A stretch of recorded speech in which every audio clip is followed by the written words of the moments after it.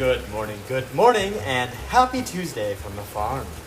Welcome to another episode of Thinking Outside the Soil, where we get to talk the story about the farmers and ranchers using hydroponic practices to grow the crops and creatures we need to eat.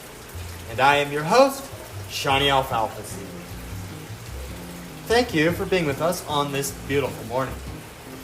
It's another gorgeous day here in Greeley, but I want to give a shout out to you for wherever you are, and I hope that your morning has started off well and that the rest of the day goes as best as it can for you to do what it is you need to do to be the most successful today. And I am reminded of those that came before me that showed me what it means to be successful in this world of hydroponics. And one of the first farmers that taught me what it means to be of service to other farmers is a farmer named Ed Otsuji. I met Ed Otsuji when I was a student at the University of Hawaii, and my boss and mentor Harry told me that we were going to see this really neat farm that was on the side of a volcano. He told me there was this gentleman that was interested in growing some new crops for his customers, and he wanted to do it with this way that we were learning called aquaponics.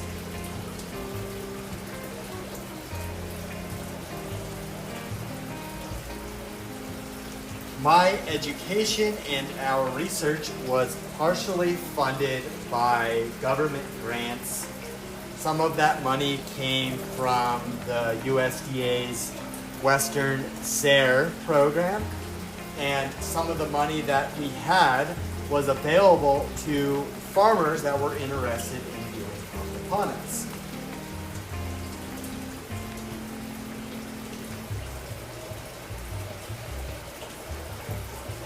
Ed's interest in aquaponics and our research and the access to all of this grant and other resources is why our paths originally crossed.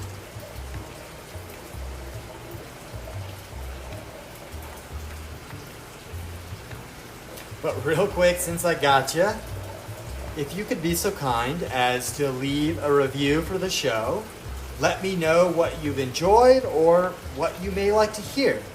And don't forget to let others know why they should listen to it. Ed Otsuji is a Japanese farmer who came from that country when he was a younger man, and he came to Oahu to start a family and to start a farm. He got his land in this really affluent area of the island, this wealthier area called Hawaii Kai. And in that area, he found some land on the side of a volcano called Coco Head. And Coco Head is a dormant crater now that is a tourist attraction. And if you climb to the top of Coco Head crater, you can look one way towards the ocean or down the other way and see this 4-acre farm that crawls up the side of the hill that you're looking down from. And you'll see these strange rows of dinosaur-looking plants and trees. So when I first met Ed, we pulled up onto his farm from an obscure entrance that wasn't the normal public entrance.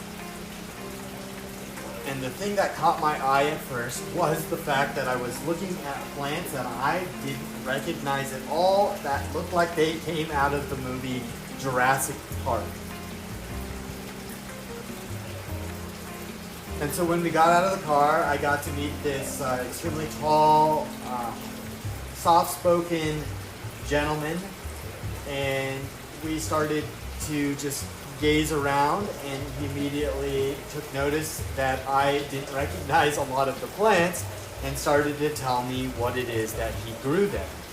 And he began to tell me that he had a lot of customers that came from Japan that were interested in only eating the flavors and the foods that they knew from home. It meant that they wanted to eat the plants that they made in Japan. So he actually found a place in the market and a niche where he is selling these rare and unique varieties that are traditionally grown only in Japan. When tourists come over from Japan, they're able to find some of his vegetables and be able to cook food like they do at home. Ed said to me one day that he does this because a lot of the tourists that come from Japan traditionally like to cook their own food, and it's not as culturally acceptable like it is maybe in the West for us Americans to eat out when you vacation. He had tried to explain to me that a lot of the people that travel prefer to have some availability to kitchenettes and cooking type things because they were really interested in experiencing the local cuisine from a culinary perspective, and they really enjoy cooking as a culture.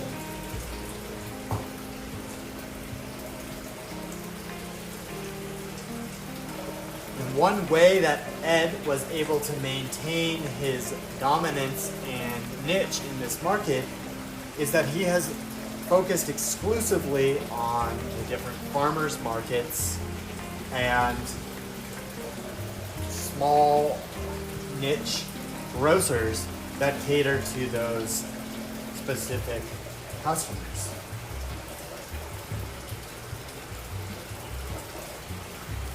Now, Ed knows what to grow for his customers because he loves to talk to his customers and ask them what it is they want to eat.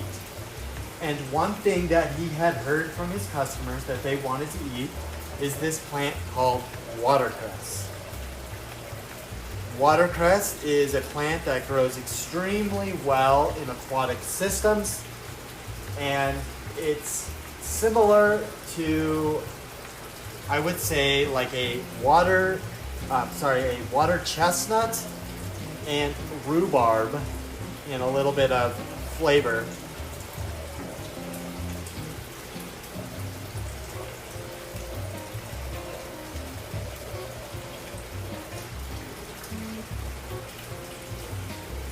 And it's because watercress grows extremely well in water environments that Ed wanted to pursue aquaponics.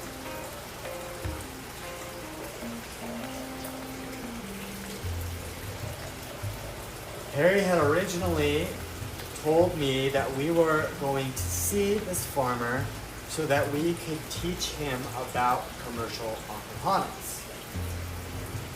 And after staring at his strange plants for only a few minutes, I quickly knew that he was going to teach me more about biochemistry and molecular biology than I thought I was going to teach him. And it's quite funny. So I was being trained as a plant scientist, and I had this conception and idea that I was going out to teach this farmer this advanced science. Well, our conversation about what it is he was growing showed me quickly that the words he was using were the same words that I would be using, but a different way of describing them. It would be just another synonym or a different definition of the same words. I talk a bit about that story, or rather write about that story in my book, In Thinking Outside the Soil, that talks about how Ed showed me what it means to better communicate to different farmers about hydroponics practices. However, that is all I have this morning about Ed and our beginnings of doing an aquaponics project. I'll talk more tomorrow about the system that we built and some of the lessons that we learned along the way. If you want to know more about how hydroponic fodder is helping farmers save water, improve their livestock quality, and become better stewards, head on over to thinkingoutsidethesoil.com. Get yourself a copy of my book and check out some of the other links so you can learn more.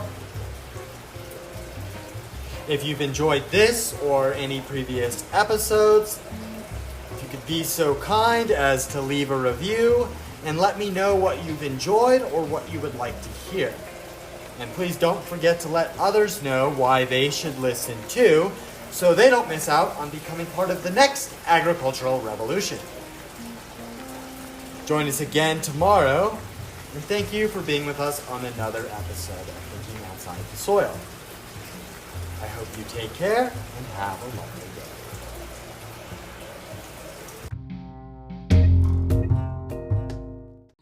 Hey, before you go, check out the links below, leave me a rating and review, and follow the show.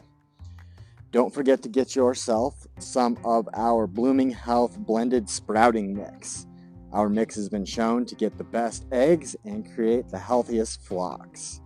With feed costs going up, right now's the time to lock in a subscription so that you can get the best eggs without having to go to the grocery store or the feed store anymore.